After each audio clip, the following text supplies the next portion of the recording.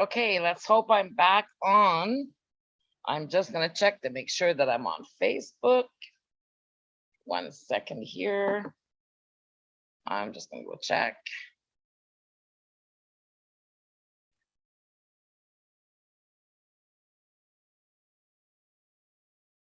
Okay. Not sure if you guys can hear me, but anyway. Okay. Where am I now? Okay. And I want to see if I'm live. Okay, looks like I am live now. Yes, I am. All right. Okay. Okay, where am I now? All these buttons. I'm telling you. Okay. And here we are there. Yes. Thanks, Deidre.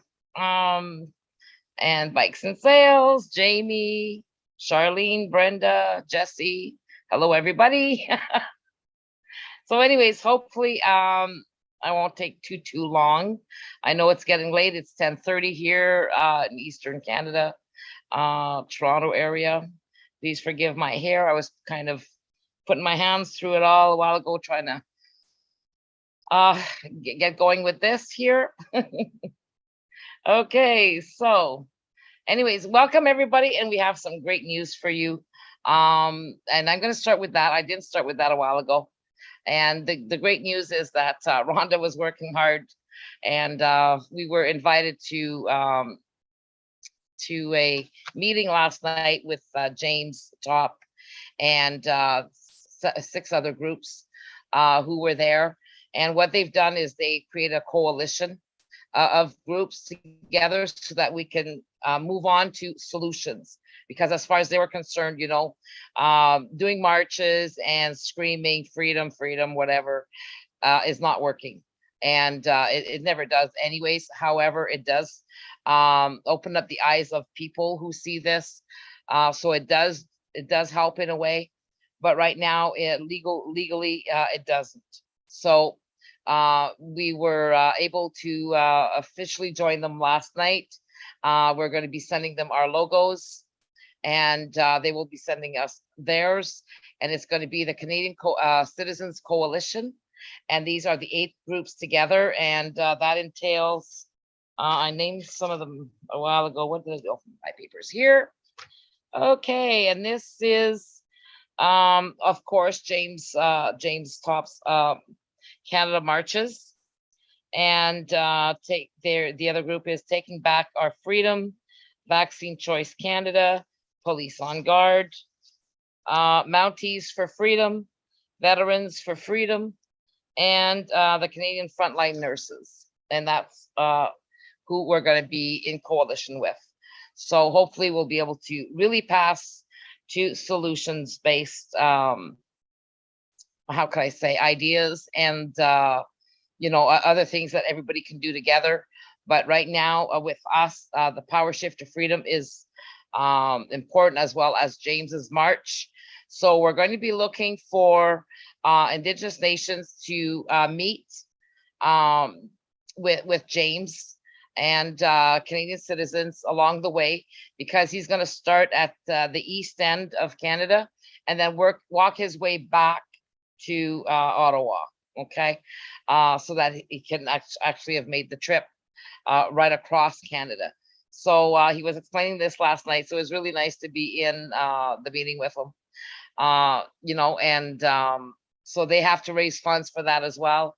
And they're hoping to be able to, when they get to different areas, that we have groups of people to meet up with them, and to also, like I said, the Indigenous nations, so that they can, maybe do smudging, whatever, and for them to spend some time with them and to get to know the Indigenous nations across Canada, because the whole focus is about us uniting everybody, all Canadians, with the Indigenous nations, so that we can move on to totally doing our collective self-determination together, so that we are both recognized as equal partners, as Canadian, all being shareholders, co-owners of Canada, and that we can work together. So, it's very, very important that we all stick together, work together, and not try to compete with each other. But at the same time, with us, we're keeping our stuff going in the UK right now. I don't know what's going to happen now that Boris Johnson's been booted out, Johnston. But anyways, that doesn't mean that the minister. There's always going to be a minister of foreign affairs and Commonwealth. So once our lawyer gets done dealing with Boris Johnson completely, we'll be able to give you some information from our lawyer on that. So in the UK. So for us, the UK is really important because, again, our constitution still sits in the UK. We've explained that to you on many of our videos. We explained it on our website. So please go to our website if you don't know anything about that. But in 1982, since then, the Canadian government kind of screwed up, and the UK made sure that the Indigenous nations and the Canadians were protected. But it's up to us to stand up and take our rights. So if we don't want our rights, then the government gets to do what it wants. Until we do that, they won't be able to. So once we get this done, it's going to take every Canadian citizen to be involved. You can't be sitting there hoping that we're going to do all the work for you. We can't. And financially, we need everybody to help as well.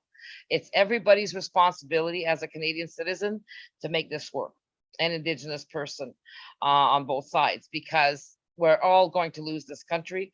We're all going to lose our rights for natural resources. And the way that it's going now, we're going to be losing even our rights and only be allowed certain rights that the government will give us when it decides to give it to us. Other things are happening at the world stage. If you're not watching, it's going to get worse than that in September. As food shortages, and again, the economy, they're planning on crashing the economy. They're all going to be doing this. They're going to be talking about, oh, there's going to be a famine. So we need to stop the fear porn. We need to get on track and make sure that the Canadian citizens are not afraid to show up in Ottawa. You don't need to fear anything. We're handling that on our side. I had a phone call with a police officer from Ottawa today, and we had a great time talking. And I explained to him, I said, hey, you are a shareholder, co-owner of the Crown of Canada. And that status, just same with the military and every government, every person who works for the government, RCMP, you name it, government workers, your status as a shareholder, co-owner of the Crown of Canada supersedes any contract you would have signed for your jobs or with a corporation or with the government of Canada. Okay, so all your rights, your personal rights to your political and civil rights at the international level supersede anything that the Canadian government tries to con us with. So anyways, this is what we're trying to get the word out with. We want to make sure that everybody knows in the coalition that what the rights are.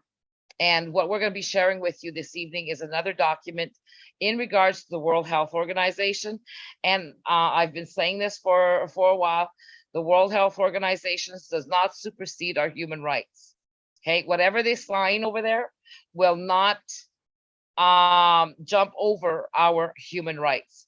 But it's going to take all of the Canadian citizens and court cases to get this through. And not just here, but also in the UK, because the UK really is responsible, okay, for what the Canadian government is doing here, and for our, self-determination and right to decolonization for the Indigenous nations and Canadians as well. So, long story short, it's up to every single one of you to help us as much as you can every single day that you can. It's not just a one-time thing. Oh, I signed my convention. No, get 1,000 people to sign their conventions. Go out there, start door knocking. We're at war right now. A lot of people don't realize this, but it is a spiritual and a psychological war going on. So we need to fight this tooth and nail with as much intelligence as we can muster, and to to be able to do this the proper way. So as long as we follow the laws and we stand by the laws, and like I spoke when I spoke to the police officer today, I said we're going to hold the city of Ottawa and the police and the RCMP accountable for not following the law. So that's going to take lawyers. We need a team of lawyers in Ottawa. The minute that they cross the line, we need to get them in there, filing court orders, okay, injunctions or whatever, court papers to actually nip this in the butt. So we need to be able to pay a whole bunch of lawyers. So we need your financial help, big time, for that event, as well as for other things that we need to bring them to court with. Because when you read this document that I'm going to show you, you'll see that everything that they did for the convoy was totally wrong. And nobody needs to worry about the World Health Organization overstepping your rights, because the World Health cannot override our human rights at the international level. Okay, they have to work with them, not over them. Okay, and this is what we're going to be sharing with you. So I want you to you'll be able to look at this document right now. If you're on Facebook, just go down a little bit lower on the page and you'll see that I put the document in French and as well in English. So it's really important that you study those, and that but you'll see right at the top it does say that the World Health, yes, they're pushing public health and all this, and yes, we have the right to demand the best medical care possible, and that our governments have to give it to us. However, if we don't want the treatment, there's nothing they can do about it. And that's what we need to bring in Canada. And in most of the countries, they've been ignoring the international rights. But in regards to all of the documentation we have proof in abundance, okay, of proof that yes, that international law that Canada and the UK signed on to in 1976, and even when they agreed to them back in the 1940s, they are bound by them. Those are inalienable rights that they cannot remove from us. But the lawyers have to realize that they have to use these. This is ammunition. This is our protection. And if the lawyers don't use it like they did for JCCF back for the Manitoba court case, they should have used the rights of non-derogation. That would have answered a lot of questions, but the lawyers failed that. So we need to educate all of the lawyers across Canada, everybody, as to our rights, and that these rights supersede our national rights, our charter rights, and our provincial rights in regards to our provincial charters. So none of them can step all over us. But if it's not mentioned in court, the judge can only read what's in the documents. And if they fail that, excuse me, or can't debate it properly with the right amount of proof that because Canada and the UK signed on to this, it's already embedded into our charter as though it's already written in there, even though it's not written. And the government said, or the Supreme Court back in 1982, a corrupt judge, made the statement that, if Canada hasn't made a law for it, it doesn't count. That is BS, okay? BS. And too bad those judges are still out there, because we could go after them and get them fired. Okay, so every judge in Canada right now that is saying that, they didn't know, they can't say they didn't know, they know it. They know that these laws count, and they've done it on purpose, and then they can be brought to court on that. Okay, so we need as much funds as we can get to be able to actually do something about these corrupt judges, about our corrupt governance, those who have, put people at risk. And so if you want to have justice, you need to help us out. You need to, hey, this is your country. This is your responsibility as well. And every other Canadian citizen needs to take part in this. So, it's not going to fall out of the sky. Freedom is not free, people. You need to protect it with everything you've got and make sure that you do everything humanly possible to keep that. because without freedom, we have nothing. And freedom only comes when the people can overrule their government in a veto, okay, which is what we want. And to be placed in our constitution the way it was supposed to be legally, with the Indigenous nations as partners, equal shareholders, co-owners of Canada. And so that when something happens, we can veto the government. The government will no longer have final decision-making authority. That belongs to the people. And we have to make sure that that is never taken away again. And that we need to teach our kids how to protect that right. So it's important that everybody starts to understand your rights. I can give you a whole slew of papers. Rhonda and I can talk to you till we're blue in the face, but if you don't want to hear it, you're not going to hear it. So you need, everybody has a responsibility. Now you need to get to work. Instead of fighting a war, you need to start looking at your own education, because that's the war right there. Uneducated people, the government is at war with us because too many of us are uneducated in our politics, in our civil rights, and our international rights, and everything else that happens in Canada. Okay, how many politicians know the law? All of those politicians, the ones who voted for all of these things. Here we have another okay, block user. Okay, I'm sorry, people. I just need to get rid of this. There we go. Block them everywhere. Sorry, but anyways, unfortunately, we have people who don't take anything seriously in this life, and until we take things seriously, we're not going to get anything done. So everybody has a responsibility. Everybody has to participate. Everybody has to teach their children this. So now that the war that we need to win is the war on intelligence, okay, against people not knowing anything. So once everybody starts knowing their rights, we'll have that battle won, because once you know your rights, they're going to have a hard time taking them away again. Okay, so now I'm going to share a document with you, and coming together with all the other groups is going to help. But right now we need to bite the bullet. We need to have some help from everybody to make sure that on July 30th, we're actually initiating. It's our official initiation. We are initiating our collective political and civil rights. The government at some point has to help us financially to do so and to reach every other Canadian citizen in Canada, but that'll come at a little bit later date.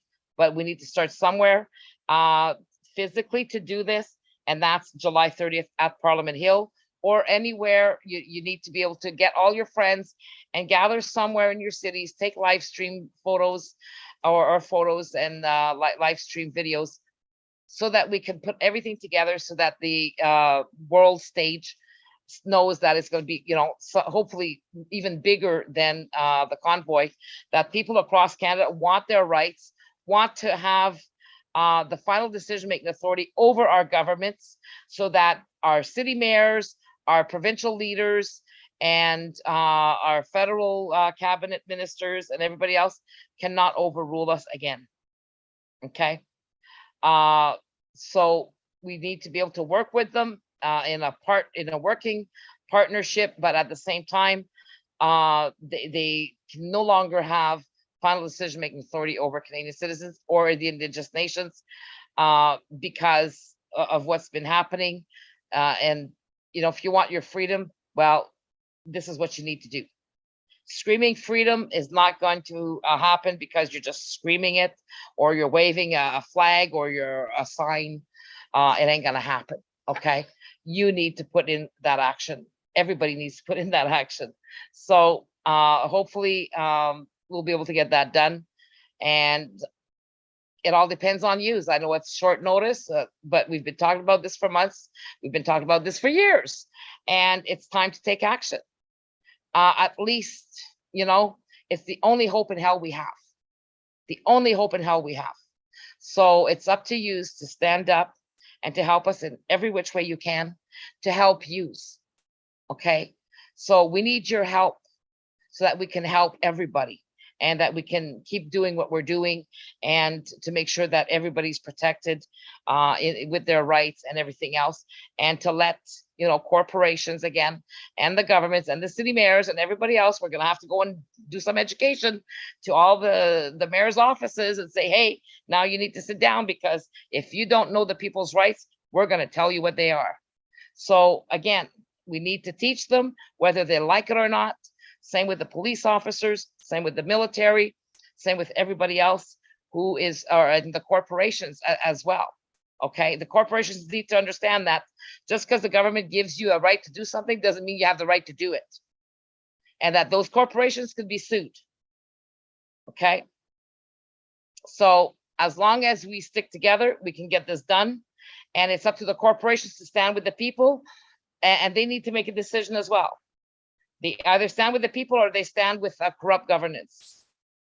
In regard, they are not allowed to override our human rights, and neither does a contract we sign with them allow them to, even if we sign that, yes, we're going to do certain things, if it's against our rights, it doesn't count. Okay, they cannot force us to do that. So this is why it's so important that everybody understands their rights. Okay, so now I'm going to do a live a screen share to show you this document. I'm going to make sure that I'm on it, and you'll see that it's already in the Facebook page below you. It's got the French and the English section, but that is like pictures. So what I'm going to do is right after I'm done this, I'm going to go and post them on our website after I take a break, and in our documents with the letters to the open letter, okay, to the city mayor of Ottawa and Justin Trudeau and everybody else. That latest demand letter will have all of our laws in, like all of our rights in there, so that you can print them off and share them with everybody you know. Okay, but right now everybody needs to do their part. Get your email contacts. Tell everybody to sign their convention of consent. That's the #1 way to get counted, to get together, get organized, find your way to Ottawa. And the people in Ottawa need to stand with us, because it's their future as well. It's their, everybody owns the city of Ottawa, not just the Ottawa citizens. And they're the ones who, most of them are, who are working for the government for us. And they need to step it up as well. So they need to participate. What we're trying to do is keep the peace, but also make sure that the city of Ottawa police and the RCMP and everybody involved is going to know that we are standing in our rights, and we're going to follow our rights, and they need to abide by our rights. Okay, I'm making that very clear so that there's no misconceptions. Okay, so now I'm going to go to live streaming. Okay, where am I here? Okay, share screen. There we go. Oops, wrong one. There we go. Okay, now this is from the World Health Organization. And again, the World Health Organization cannot supersede our human rights, our international human rights. Okay, and so it's a total miscarriage of justice. So I put this here to remind people, okay, this is where it comes from, and this is the CPU. So now you have, like, here you have the key facts. So the WHO Constitution 1946 envisages the highest attainable standard of health as a fundamental right of every human being. Understanding health as a human right creates a legal obligation on states to ensure access to timely, acceptable, and affordable health care of appropriate quality, as well as to providing for the underlying determinants of health, such as safe and potable water, sanitation, food, housing, health-related information and education, and gender equality. Now, the reason here, the World Health Organization really, when they're talking about, yes, they have to ensure, we need to ensure that everybody has the best of healthcare and everything else. But it does not mean that if they say they recommend, let's say vaccination or whatever, that we need to do it. Okay.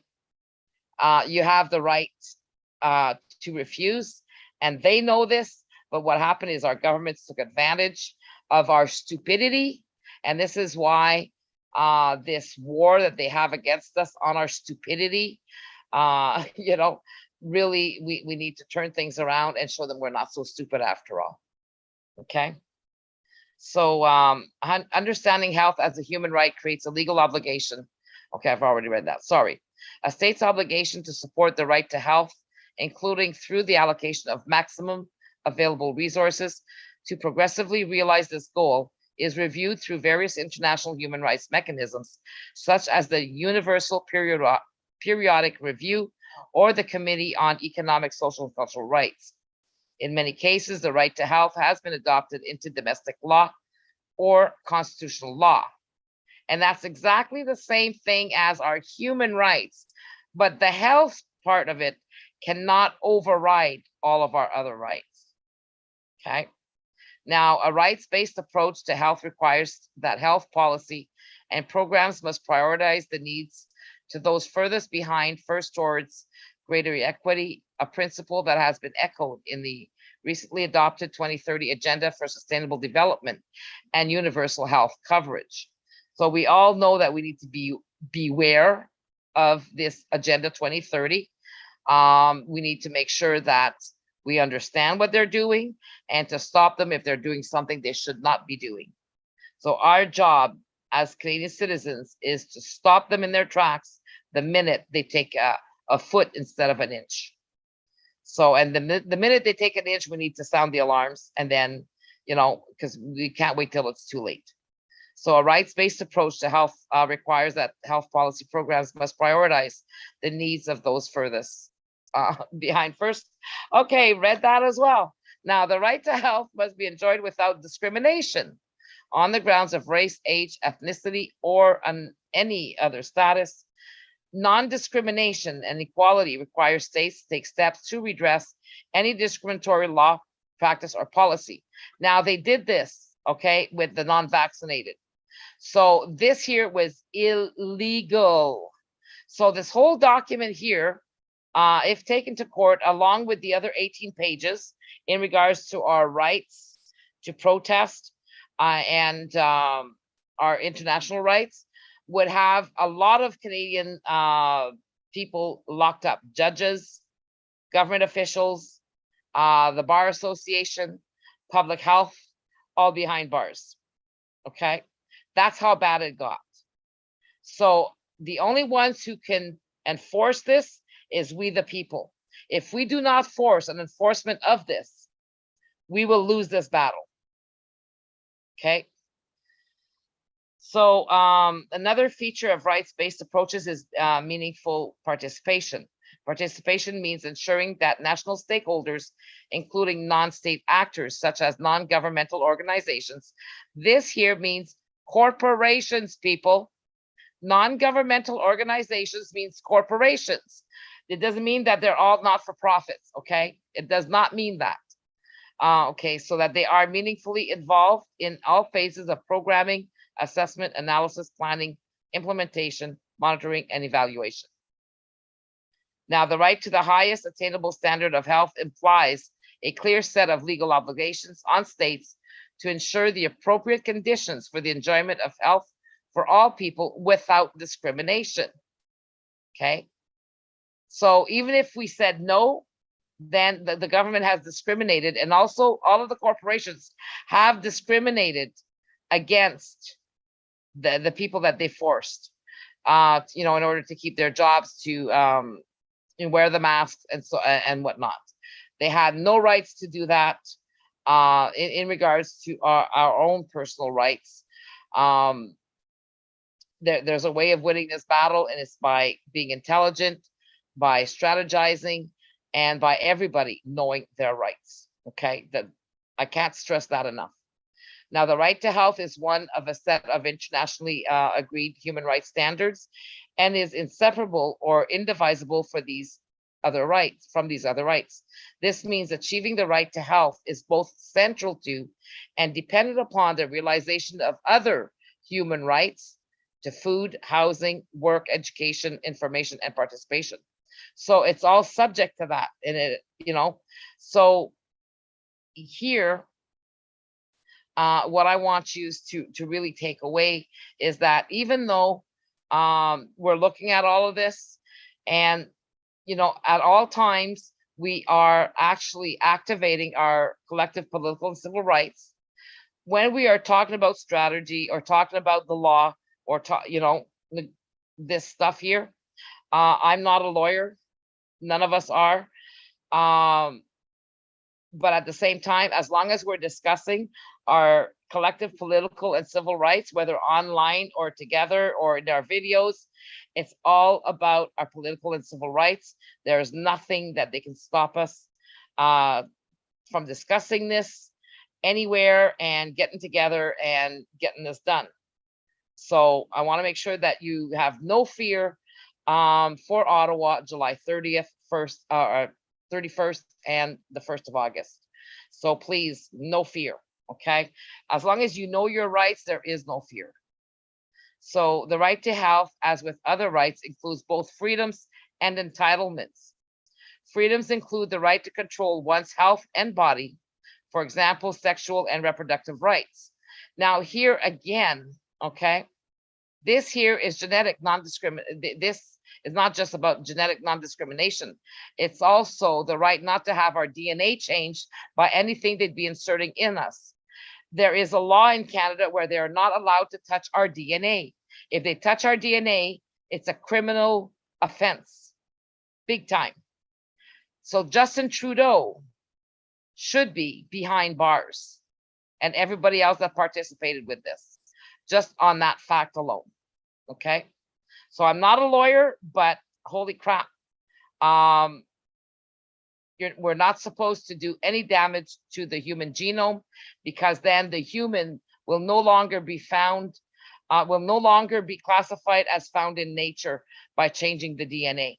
The minute they change our DNA, which these mRNA has done, that can be proven, they've changed it, and it's against, we have laws for that. So as long as the laws are still there and we get our rights, they would all end up in jail automatically. I mean, there's no excuse for this. There's too much information behind it. We've never accepted the oncomouse, to patent the oncomouse.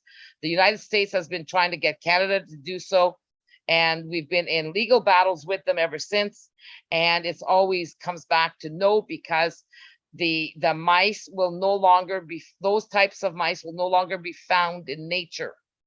Okay, once you change the DNA of a mouse and then they reproduce and reproduce and it changes their DNA, it puts that mouse in danger of no longer existing in nature.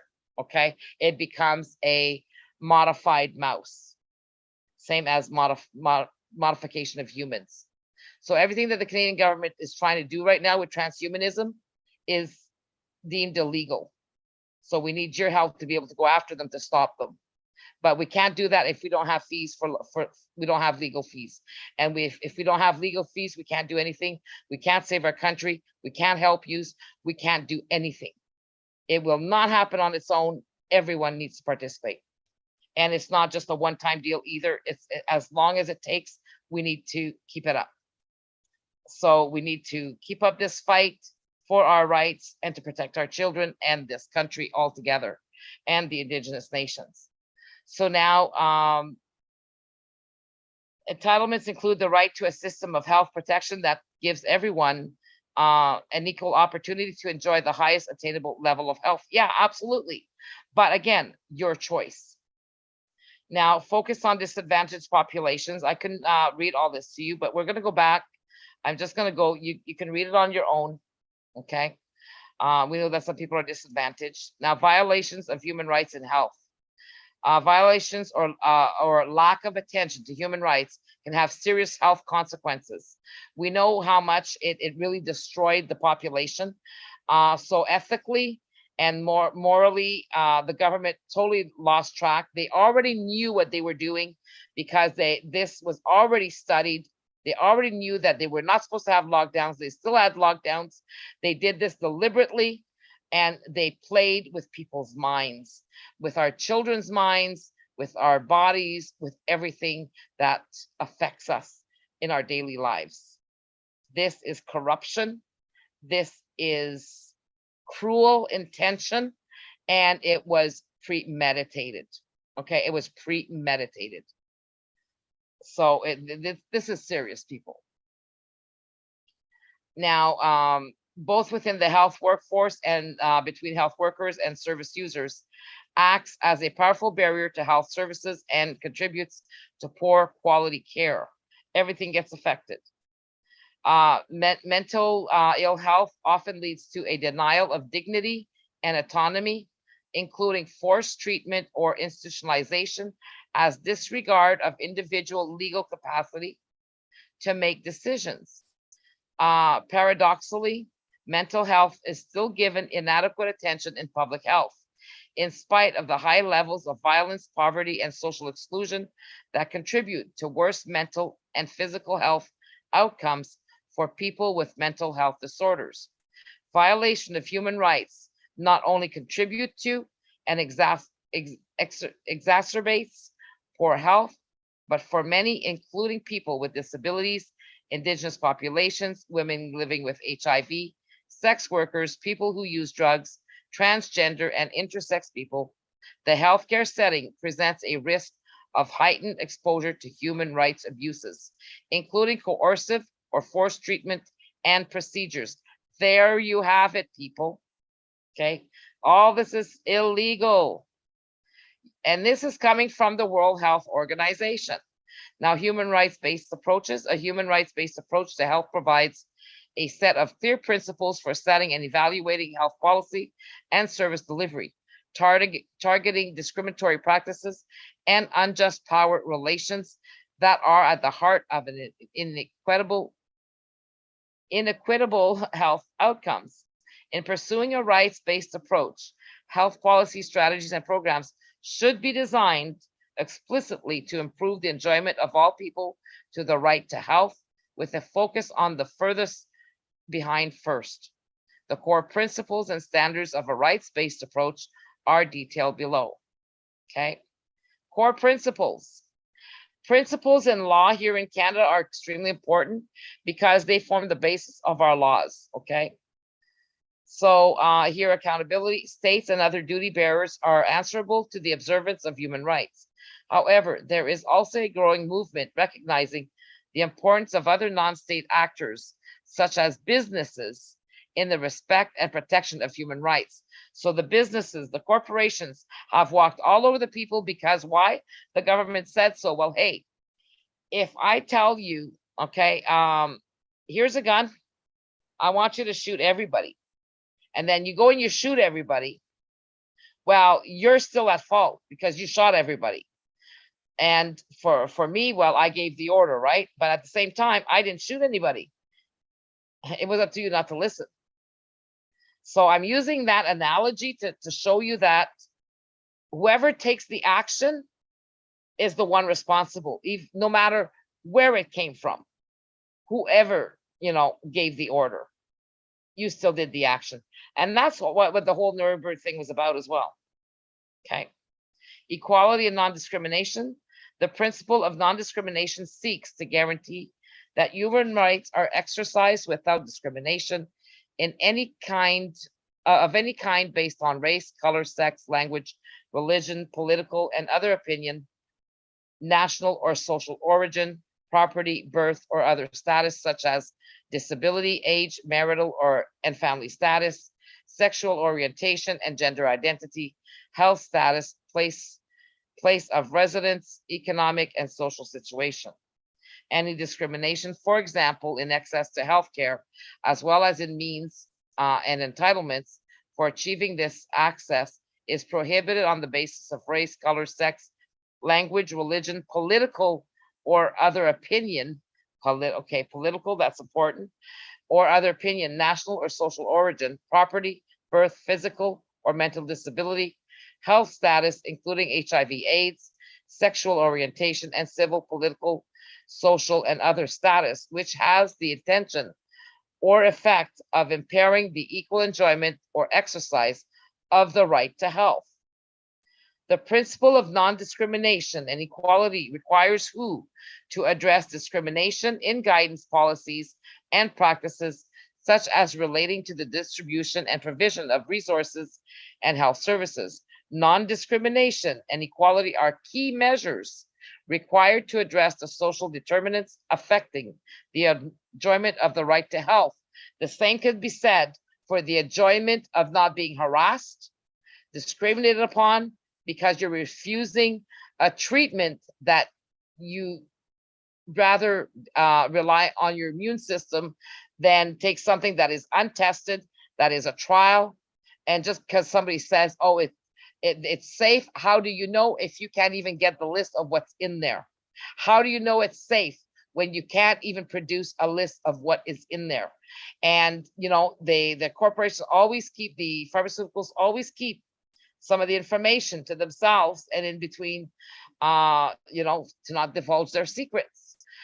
So the government is at fault for, again, robbing us of our right to consent, our right to know what's in our body, our right to know why this is being done. And they have actually attacked our economy and everything else. So the Canadian government, the Liberals, are all guilty, and every parliamentarian in there and senator who agreed to all of these things, and public officials, public health officials, judges, etc. Again, all guilty to the bone, all guilty. So participation requires ensuring that all concerned stakeholders, including non-state actors, have ownership and control over development processes in all phases of the programming cycle: assessment, analysis, planning, implementation, monitoring, and evaluation. Participation goes well beyond consultation on a technical addition to protect design. It should include explicit strategies to empower citizens, especially the most marginalized, so that their expectations are recognized by the state. And again, they're talking about getting the best of healthcare. Well, you're not getting the best of healthcare when the government has just infringed on your right to protect yourself with your immune system, and instead forcing you to take something that is making a hell of a lot of people sick, a lot of people die for no reason, and all of the consequences that came out with that. You cannot call that collateral damage. It is premeditated. All of it was premeditated. They knew. Okay, so participation is important to accountability, as it provides checks and balances which do not allow unitary leadership to exercise power in an arbitrary manner. Universal, indivisible, and interdependent. Human rights are universal and inalienable. They apply equally to all people everywhere without distinction. Human rights standards to food, health, education, to be free from torture, inhuman or degrading treatment are also intolerated. The improvement of one right facilitates advancement of the others. Likewise, the deprivation of one right adversely affects the others. Core elements of a right to health: progressive realization using maximum available resources, no matter what level of resources they have at their disposal. Progressive realization requires that governments take immediate steps within their means towards the fulfillment of these rights. Regardless of resource capacity, the elimination of discrimination and improvements in the legal and judicial systems must be acted upon with immediate effect. Non-retrogression: states should not allow the existing protection of economic, social, cultural rights to deteriorate unless they are strong justifications. And here they like to say, okay, economic, social, well, also political and civil rights, and cultural rights to deteriorate unless they are strong justifications for a retrogressive measure. For example, introducing school fees in a secondary education, which had formerly been free of charge, would constitute a deliberate retrogressive measure. So do you understand? Like, they're trying to explain it this very basically. All of a sudden they're charging for school where that was never charged. The government is liable to introduce a retrogressive measure.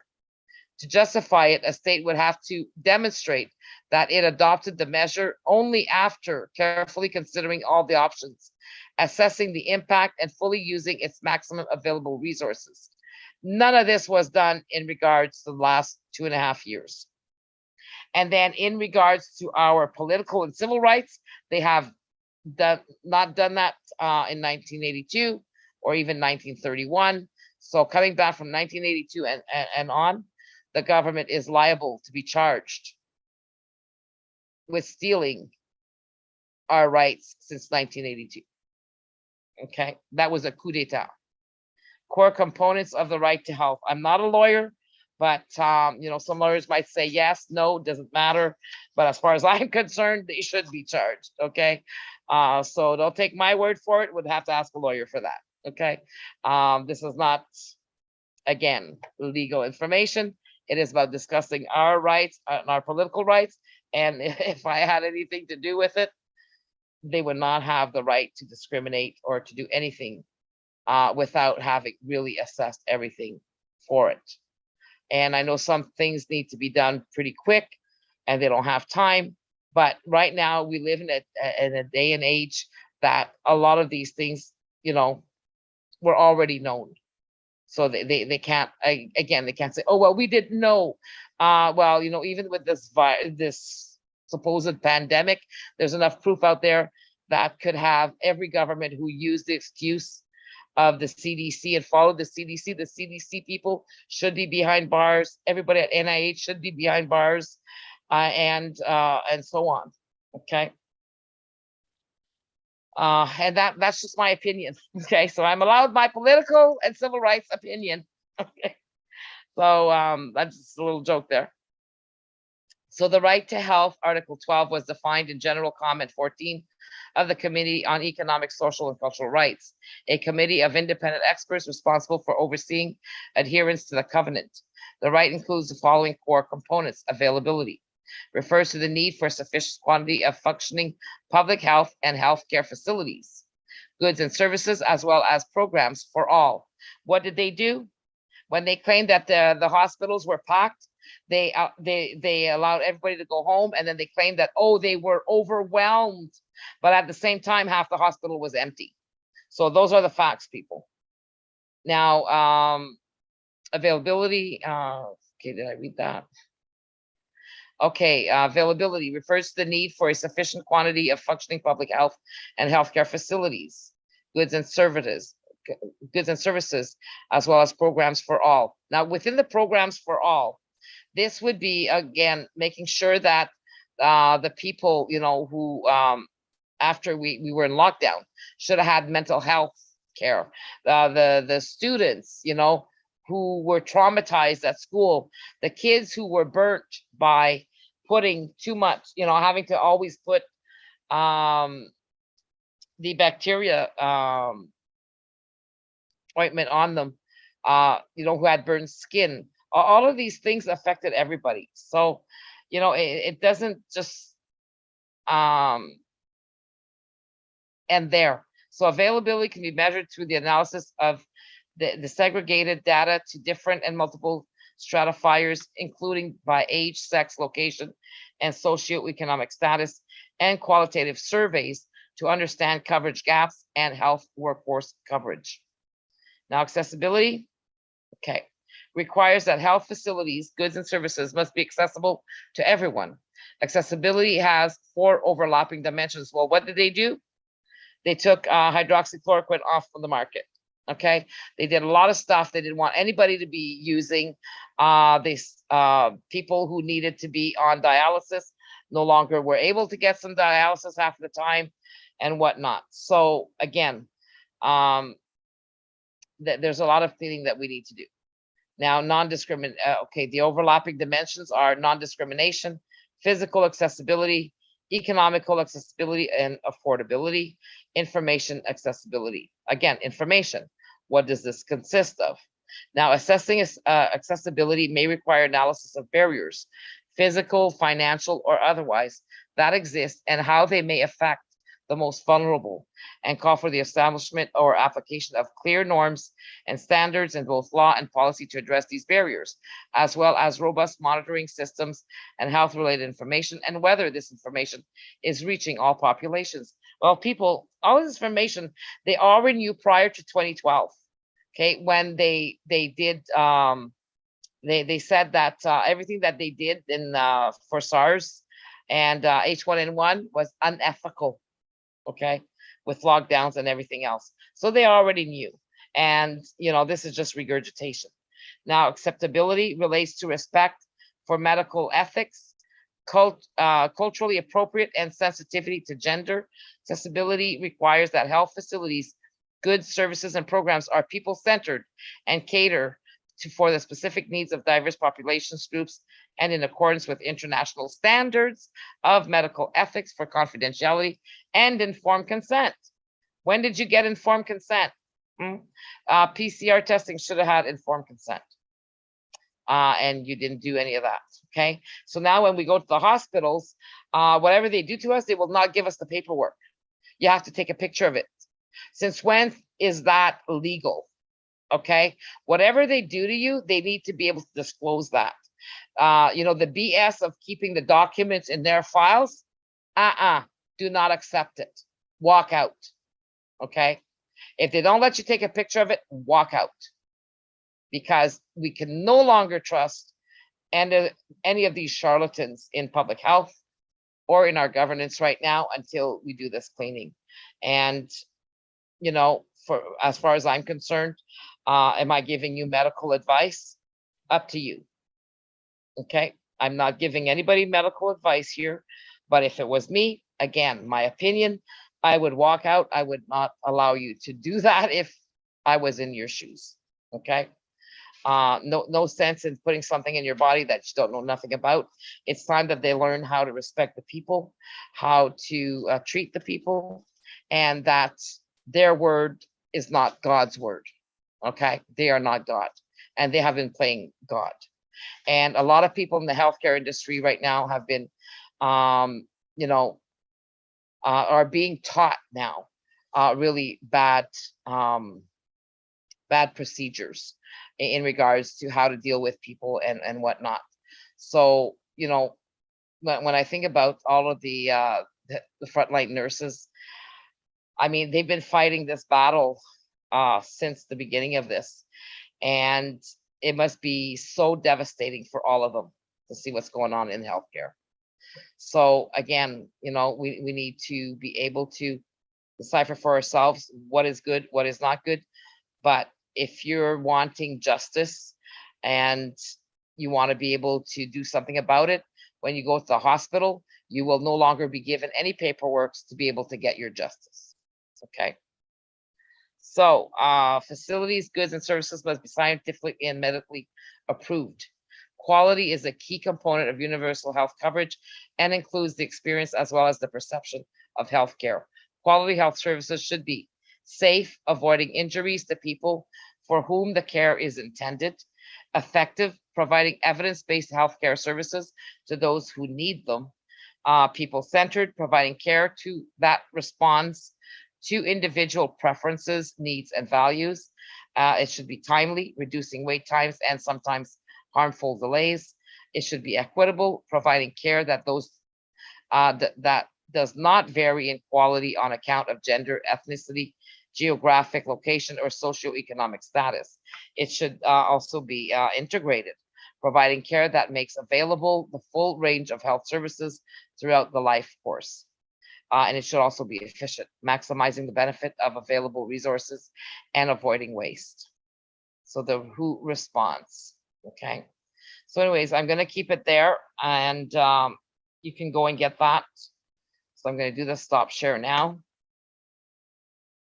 So here I am exercising my political and civil rights with other Canadian citizens and Indigenous peoples online, exercising their political and civil rights. And we all have the right to our opinions, and there's nothing the government can do about it.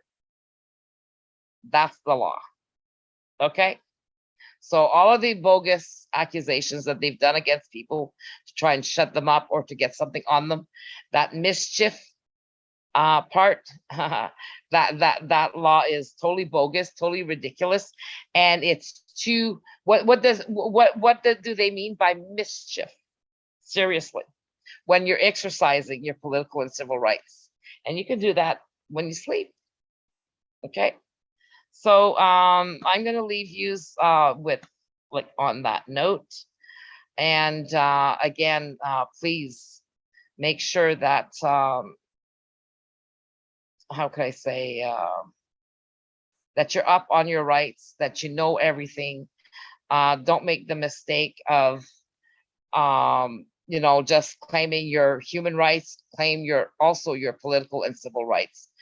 Political and civil rights, the vets, totally agreed in James last night that yes, our political and civil rights are the most important ones because they allow us to come toe to toe with the government and with the law, with the judges, and our human rights as well.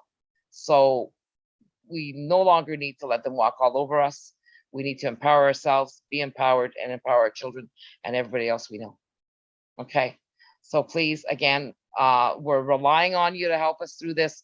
We're relying on your donations. When you donate to our website, when you go to our website, you donate directly to that. It's confidential. When you sign your convention of consent, it's confidential.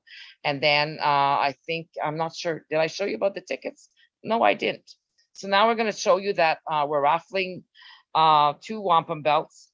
One is the 2-row wampum, and one is the silver covenant chain, which is called the friendship belt, and one's smaller than the other.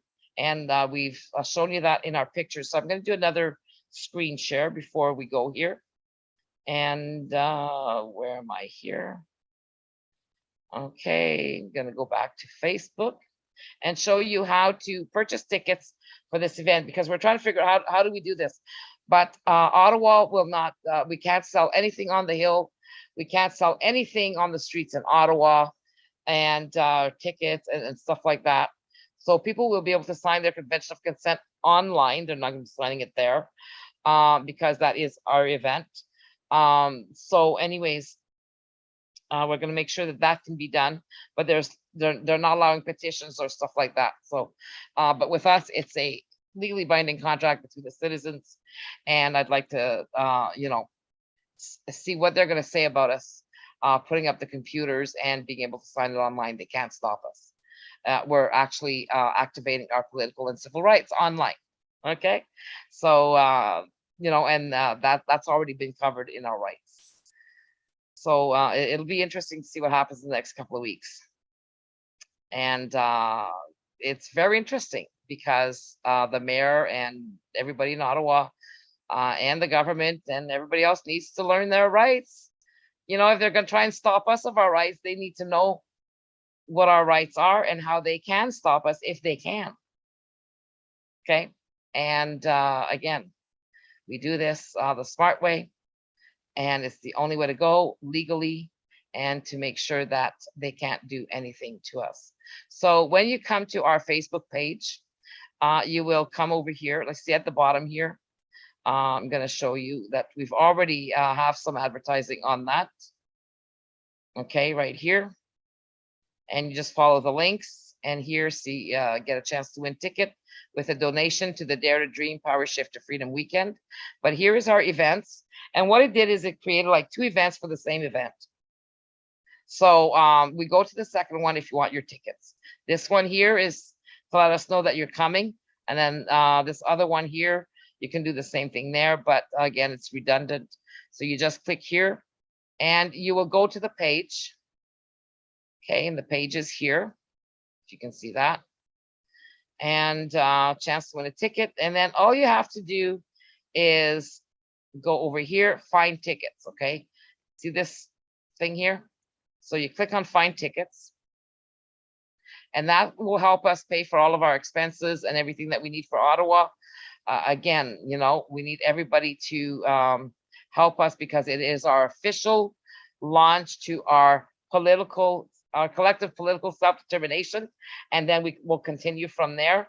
But we actually started on March 3rd in one sense, but this one here is about us saying, yes, we want our political and civil rights and to have final decision-making authority over our governments so that we can create a better future for ourselves, our families, and this country, and working with a government that will be for the people and by the people, finally, okay, and not what we've been experiencing. So here, once you get to here, you'll get to the event. It says here Eventbrite, and you go here and you go just click there for your tickets, but at the same time you can get a chance to read about the event, what we're doing, and then you've got 2 videos that you can watch. We're going to be interchanging those, but here, once you click on tickets, and we're going to have a place on it on our website as well, so that you can get the link directly to Eventbrite. But the only way that we could do this easily enough is because when you purchase on here, it's a donation. So whatever you donate, we're going to do, let's say you donate $20. Well, at every $5, you get, we're going to add another, let's say 4 tickets to the $20. So if you donate 20 and you go like this, okay, whoops, $210. I don't think so. You don't do that, okay? Or you can, but I mean, make sure that you don't make mistakes. So here you'll have, it'll show $20, okay? And when you go check out, so that $20 would give me 4 tickets.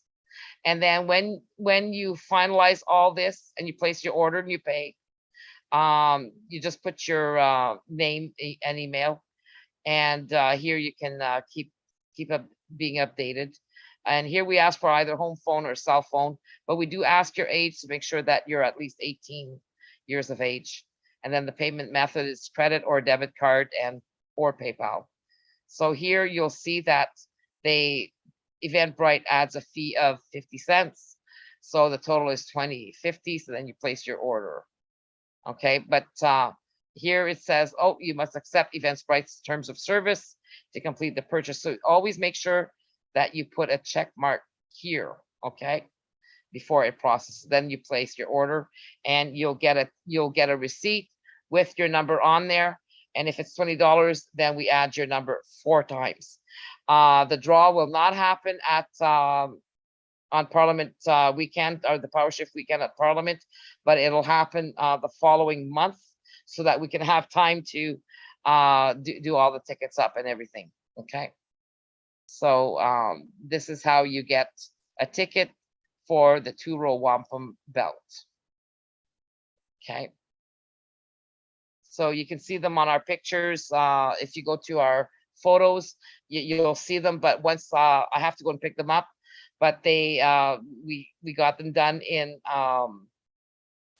frames, okay, really beautiful frames, and it'll come with a gold plaque, and on it, it will commemorate July 30th, 2022.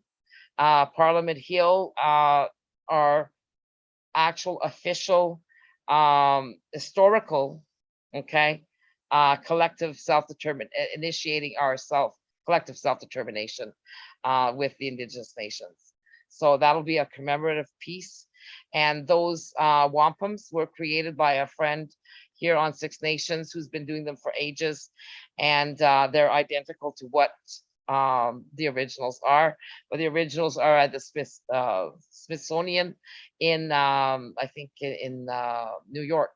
So, or Cuba, I'm not sure, or Onondaga, somewhere there in the States. They're not in Canada. So anyways, very interesting.